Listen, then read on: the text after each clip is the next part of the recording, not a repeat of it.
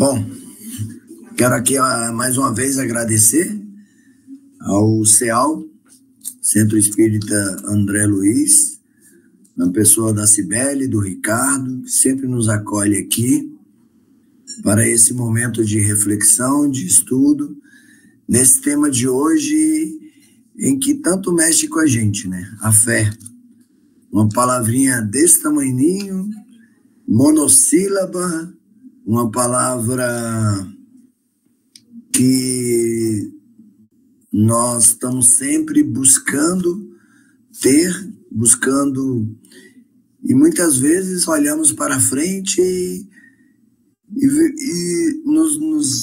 e percebemos que a fé ela não é nos dada. A gente não nasce com fé, ela não depende de religião, ela não depende de crença, ela não depende de nada. Ela é construída durante a sua vida. Você constrói a fé através de Deus, das leituras, do estudo, dos acontecimentos e do seu próprio coração. Então, quando você busca essa fé, quando essa palavrinha tão pequena, mas tão significante na vida da gente, em que vai mover, né, como diz Jesus lá no Evangelho segundo o Espiritismo, no item 19, mover montanhas, né? E esse mover montanhas, quando ele fala, que ele chega para os discípulos que a tua fé poderia mover montanhas, são as montanhas das suas aflições, são as montanhas da sua vida em que você muitas vezes tem que passar por elas. E quando temos essa fé, essa construção dentro de nós, como diz Allan Kardec, no item 2, a fé ela é suave, ela é tranquila, ela é leve, né? A fé ela não é pesada.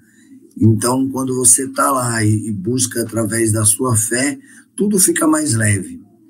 E como que nós podemos fazer isso, Wagner? Já que ela não é nos dada, ela é adquirida na trajetória.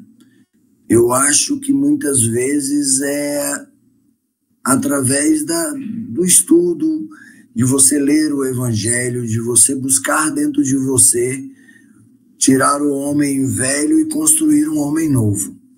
Quando a gente começa essa construção, eu tenho sempre em mente a história de Pedro, né? Se nós buscarmos a história da fé de todos, de Pedro, eu digo que Pedro teve uma construção da fé.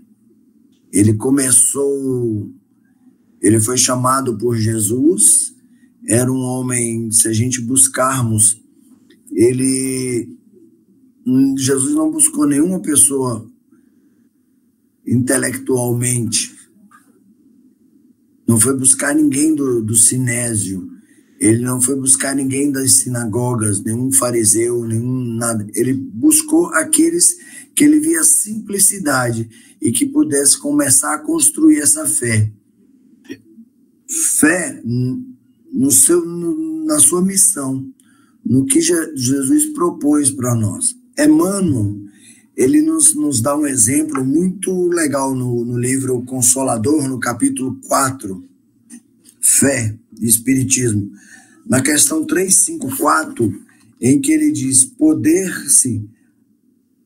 poder-se-á definir a fé, a ter fé, ele pergunta assim, questão 354 do livro Consolador, poder-se-á definir o que é ter fé? E ele diz aqui, ele faz uma colocação bem legal, ele diz aqui, ter fé é guardar no coração a luminosa certeza de Deus, certeza de que ultrapassou o âmbito da crença religiosa, fazendo o coração repousar numa energia constante de realização da divina personalidade. Olha aqui, ter fé é guardar no coração a luminosa certeza em Deus. Quer dizer, você deixa de crer, que o crer vem de crença, para eu sei que Deus existe. Você sai daquela crença e você começa a ter certeza. Você começa a afirmar, eu sei que Deus existe.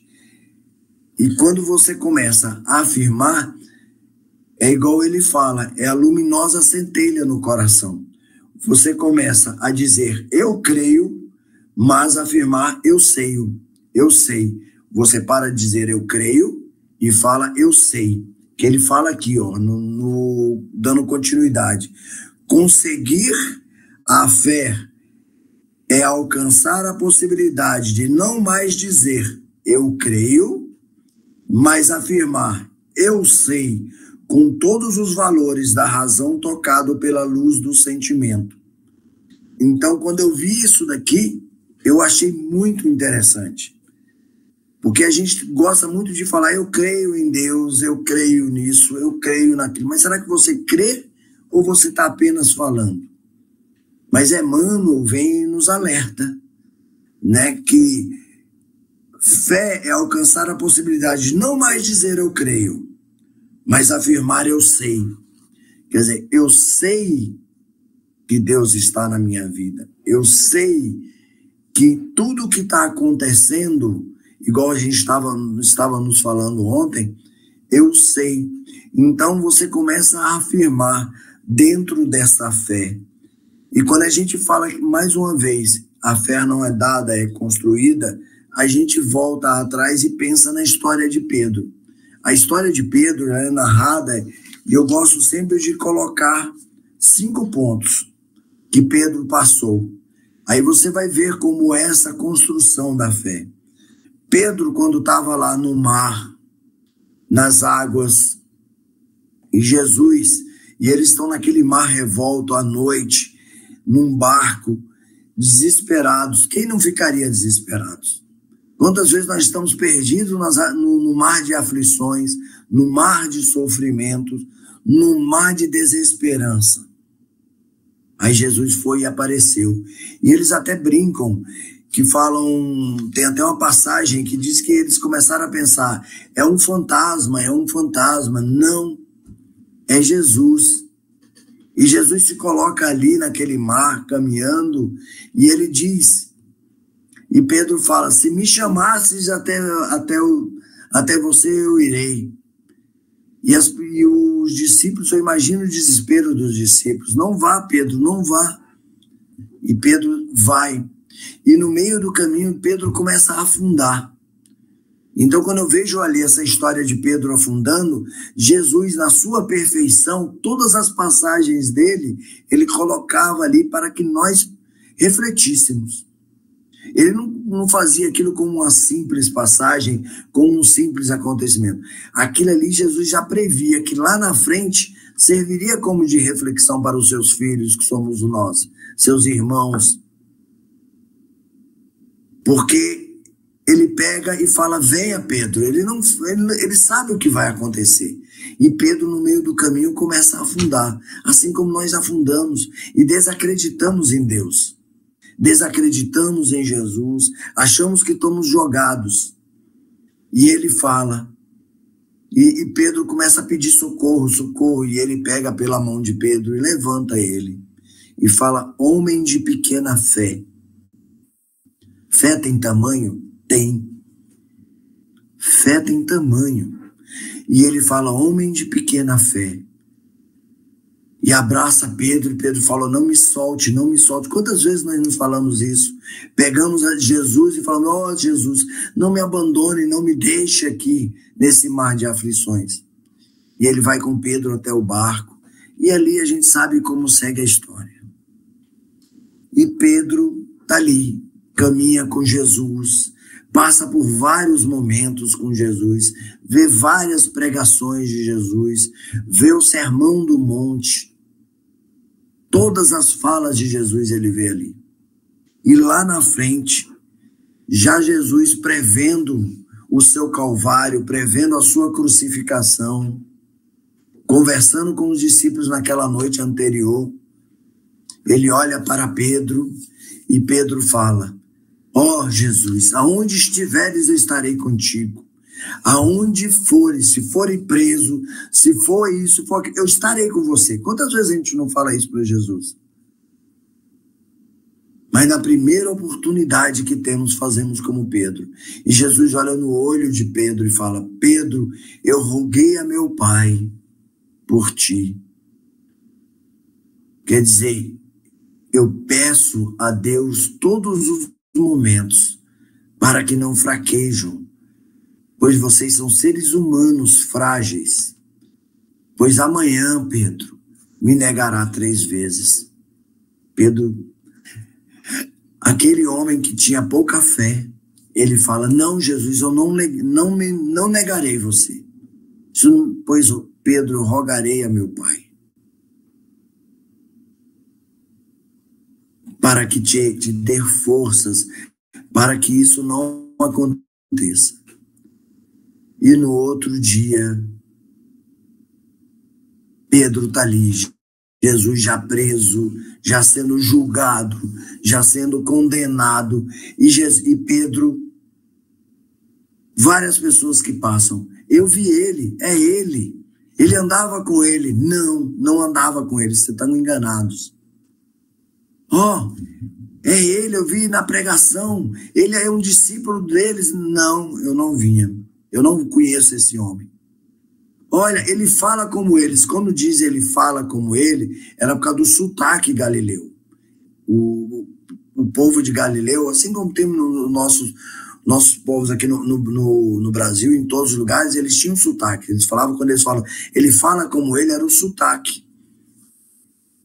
Aí ele fala pela 3ª vez: não, eu não conheço esse homem, eu nunca estive com ele. E o galo canta. E Pedro entra em desespero. Pedro entra, Humberto de Campos diz que ele saiu de Jerusalém, saiu correndo, chorava. Por quê? Porque ele se lembra das falas de Jesus. E Pedro, ele tinha um ego muito forte, assim como nós temos. E quantas vezes nós negamos Jesus? Através de um ato que fazemos, através de alguma coisa que não era para ser feito aquilo. Quando maltratamos o nosso irmão, quando maltratamos os nossos filhos dentro de casa, quando maltratamos a nossa mãe, quando maltratamos a nós mesmos, quando se achamos indignos e somos herdeiros de Deus, como diz Joana de Ângeles, no livro O Filho de Deus. Joana de Ângeles nos fala lá no item 5, sois herdeiros de Deus, busquem essa herança. E por que, como herdeiros de Deus, temos essa fé tão pequena como a de Pedro? Negamos Jesus como Pedro negou, mas Pedro volta. Vendo o que tinha acontecido, ele volta. E ele volta com mais forças, com mais fé. E ele vai e vê o Calvário de Jesus, sofre e começa a entender alguma coisa. E Jesus vai, depois que ele volta, que ele ressuscita, nos vários encontros que ele tem com os discípulos, ele chega ali para Pedro e fala: Pedro, tu me amas? Na frente de todo mundo. Pedro fala: sim, Jesus, te amo. E Jesus olha para ele no olho dele e fala: apacenta minhas ovelhas, Pedro. E ele fala assim de novo: tu me amas, Pedro? E Pedro: sim, Jesus, eu te amo. Sabe dos que sempre estive contigo? Apacenta as minhas ovelhas, Pedro. E Pedro, sem entender, Jesus pergunta, mas assim, fortemente, nem chama mais pelo apelido de Pedro, ele já fala: Simão, filho de Jonas. Simão Bar Jonas, né? Tu me amas mesmo? Aí Pedro sente o significado daquela pergunta. E ele fala: sim, Jesus, te amo e estareis aonde tu estiveres. Fareis o que pedires. E ele fala: apacenta as minhas ovelhas, Pedro. E Pedro, num momento de emoção, lembra que ele negou Jesus 3 vezes. E agora ele está falando 3 vezes com a mesma boca que ama Jesus. E cai em prantos. E ele abraça e fala: apacenta, Pedro, minhas ovelhas. E Jesus se vai.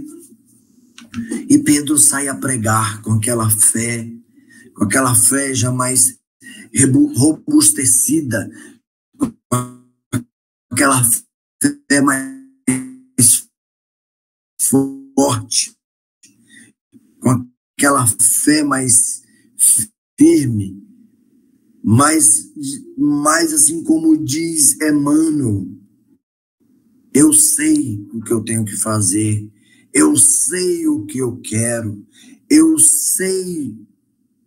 E muitas vezes temos que dizer isso para nós mesmos e saber que ter a fé em Deus, a fé em Jesus, é dizer eu sei, é esquecer o eu creio, porque você crê em muitas coisas, mas afirmar e ter certeza, você tem que saber que o Evangelho de Jesus, ele quando disse meu reino não é deste mundo, você tem que saber as consequências. Por isso que Jesus, quando mandou os discípulos ir e pregai, naquela conversa que ele teve, e ele mandou seguir, que ele não levem túnicas reservas, não levem mantimentos, não levem suprimentos, não levem tudo, é ter a certeza de que tudo está dentro do provimento de Deus, tudo está aos olhos de Deus. E Pedro saiu para pregar, e ele foi, naquela fé. Jesus já não estava mais no meio de nós, as dificuldades eram grandes, caçados, procurados. E Pedro está chegando ali no templo em Formosa, com João, para pregar.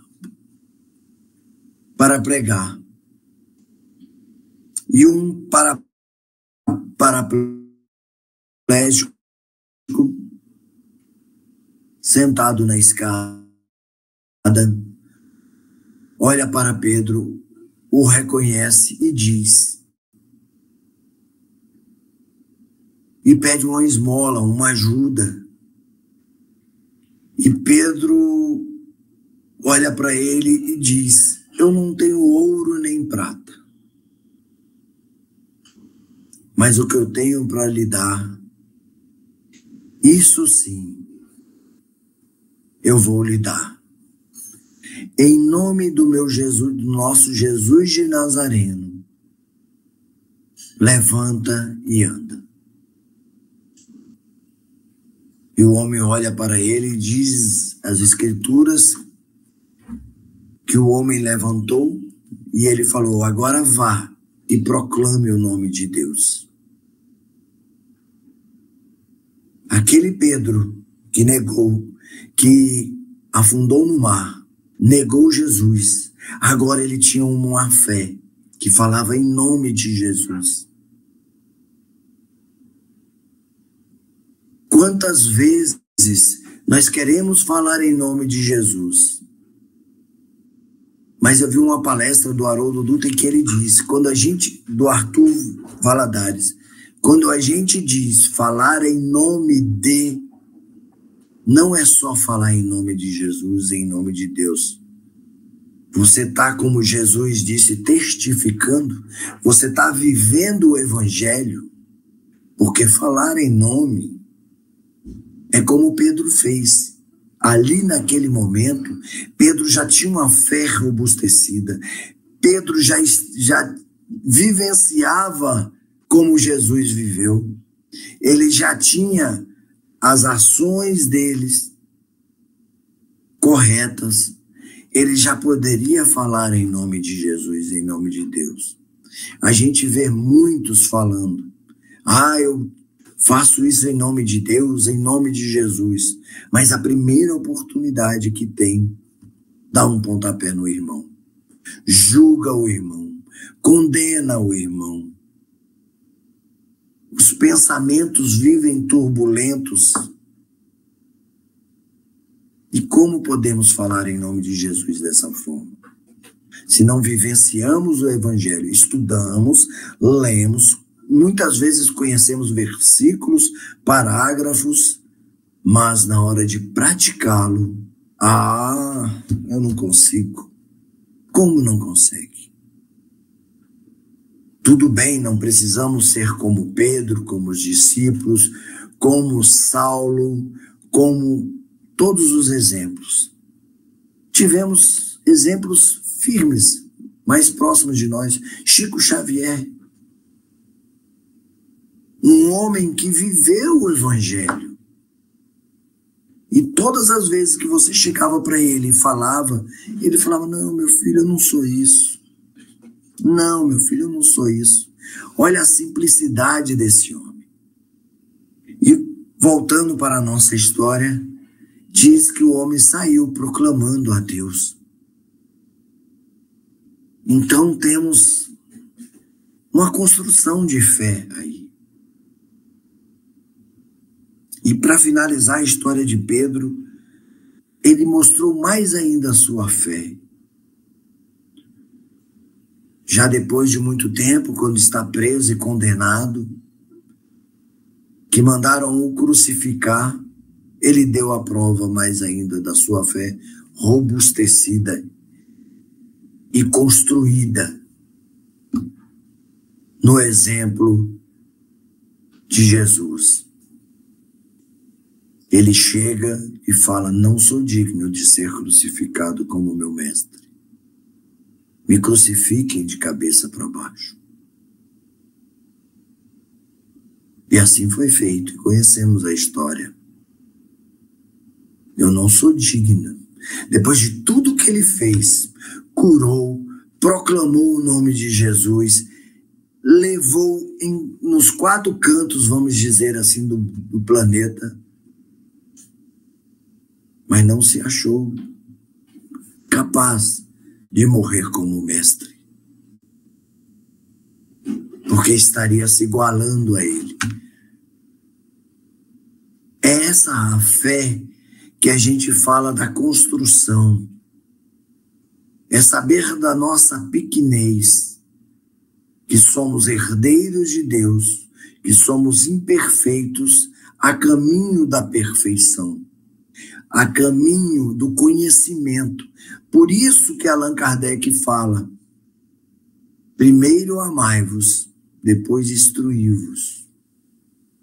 Sem o amor no coração, não adiantamos nós termos a instrução, o conhecimento, porque aquilo vai se tornar algo ruim que você vai fazer, como os grandes governadores que tinham grandes conhecimentos, grande inteligência, mas matavam, mutilavam o povo, escravizavam o povo, porque não tinham amor, compaixão. Então, não adianta você se encher de conhecimento, se encher do Evangelho, ler. Nós escutamos isso no Congresso, rimos à vontade, eu e a Cibele, quando o Haroldo Dutra falou, espírita compra mais livros do que ele vai ler nessa encarnação. A estante de livros do espírita é lotado. Eu acho que a minha amiga se lembra dessa fala.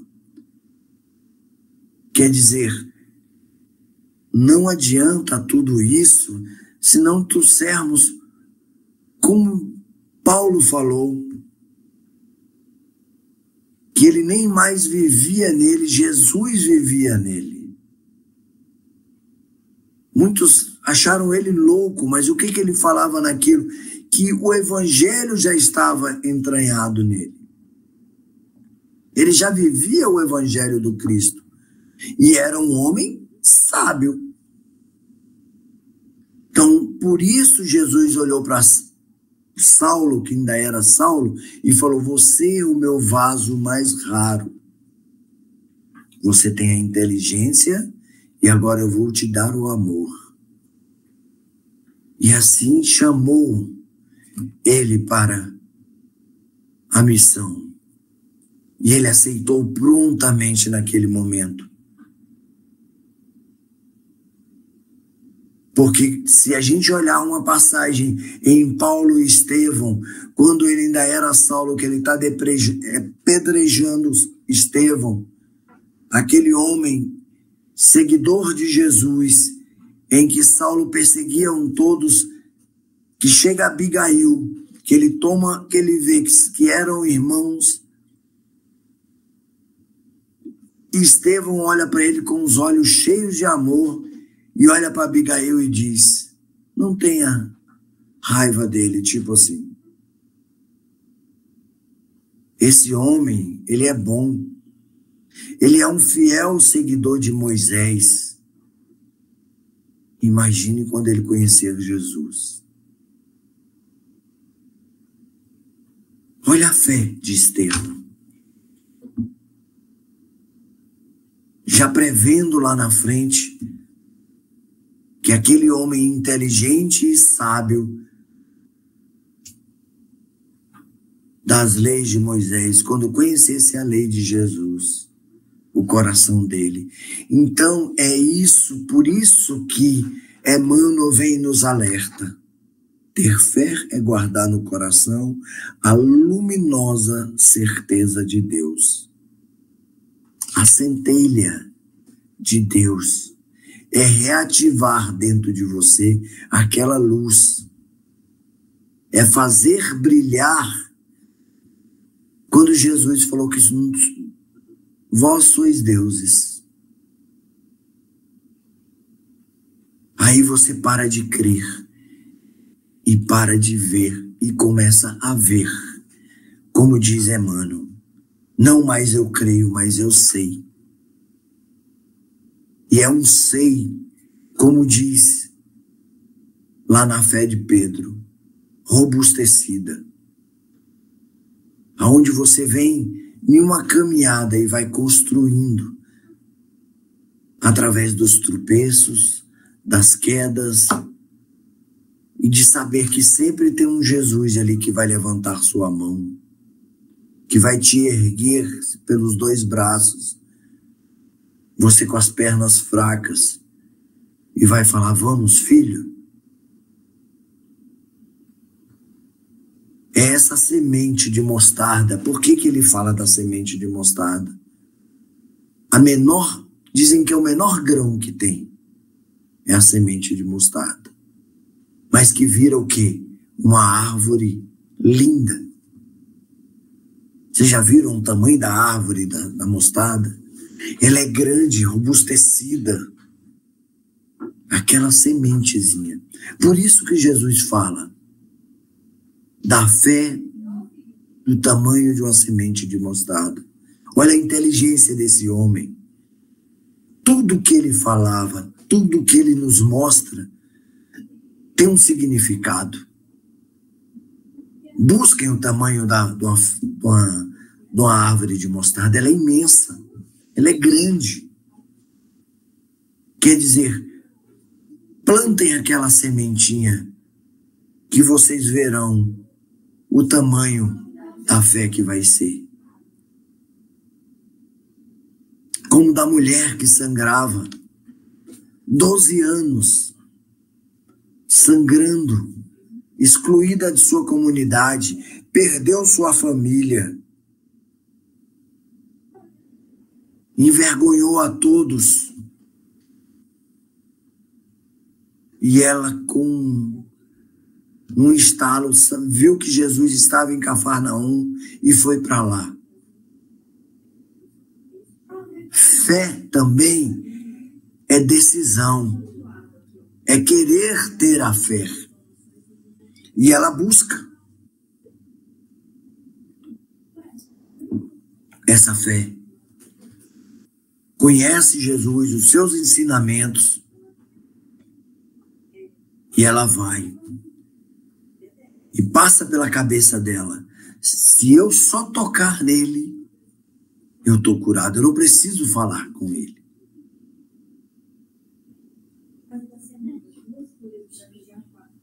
E ela vai. Diz Marcos, que ela chega por trás. Jesus arrodeado de pessoas, para a gente finalizar. Arrodeado, espremido. E ela vai rastejando, sangrando. Pois ela não podia tocar em nenhum homem, em ninguém que era impura. 12 anos essa mulher sofreu. E ela vai. E ela toca num fiapo de pano de Jesus. E Jesus: alguém me tocou. Diz lá na escritura que Pedro se desesperou, né? Como sempre, era o mais desesperado. Como alguém te tocou, Jesus? Ela está espremido aqui. Todo mundo está te tocando. Como Jesus me tocou? Como alguém te tocou, Jesus? Não, alguém me tocou diferente. Alguém me tocou diferente. Como falasse assim, saiu um dom de mim. Saiu uma virtude. E ele para. E a gente conhece a história. E ele olha para a mulher. E ela fala assim: pronto, perdi o meu milagre. E ela olha para ele e diz, como falasse assim: você é a minha salvação. E esse homem que nos trouxe todos os exemplos, humildemente chega para ela e fala: não foi esse pano aqui que te curou, minha filha. Foi a tua fé. E ele não falou: foi a tua fé em mim, não. Foi a tua fé. Tua fé em Deus. A tua fé. Fé também é decisão. É eu decidir ter fé. Eu decidir, como diz Emmanuel, eu sei que aquele homem vai me curar. Eu sei que aquele homem é o Messias. Eu sei quem é aquele homem. E muitas vezes nós duvidamos de Jesus. Por isso estamos aqui, fazendo palestras, estudando, tentando descobrir o que esse homem fez na terra. Muitos questionamentos ainda. Nós não temos a fé desse homem. Quando, lá no livro dos Espíritos, perguntam quem é Deus, que é respondido da forma mais simples: Deus é a inteligência suprema, causa primária de todas as coisas. É a inteligência suprema. Os Espíritos não respondeu. É a única inteligência. Ele é a inteligência suprema. Mas como sois herdeiros de Deus, também são inteligentes. Saibamos usar essa inteligência a nosso favor. Usando essa inteligência para buscar construir essa fé, para buscar construir essa vida no Evangelho. Pois vivemos aí falando como espíritas que somos imortais, que não somos desse planeta, mas ainda somos apegados à matéria, aos bens materiais, sofremos por eles. Sabemos disso nos grupos mediúnicos, os irmãos nos mostram.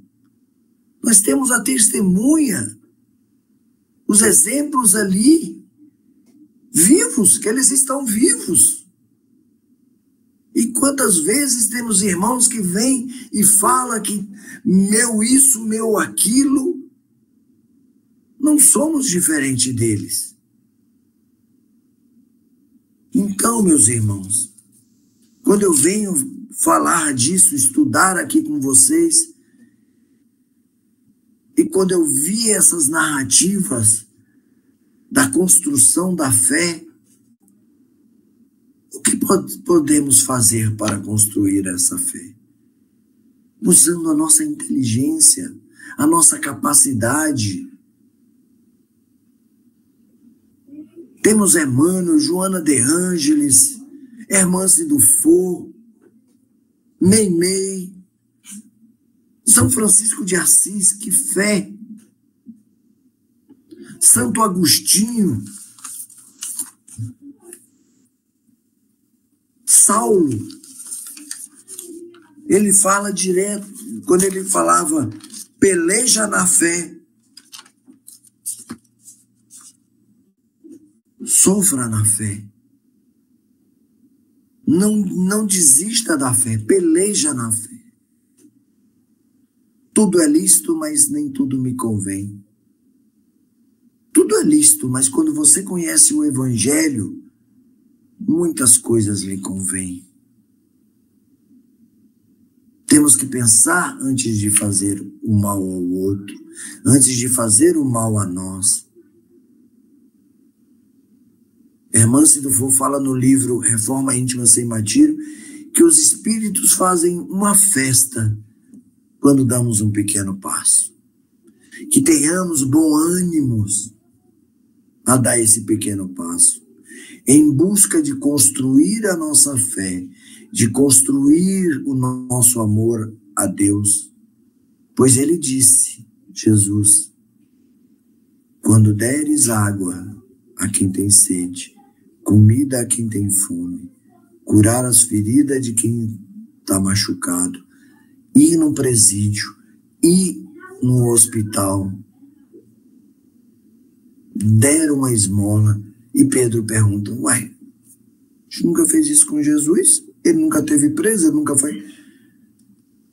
É a mim que estarão dando. Aí Pedro entendeu. Então, quando maltratamos o irmão, quando xingamos a nossa esposa, o nosso filho, quando somos brutos dentro de casa,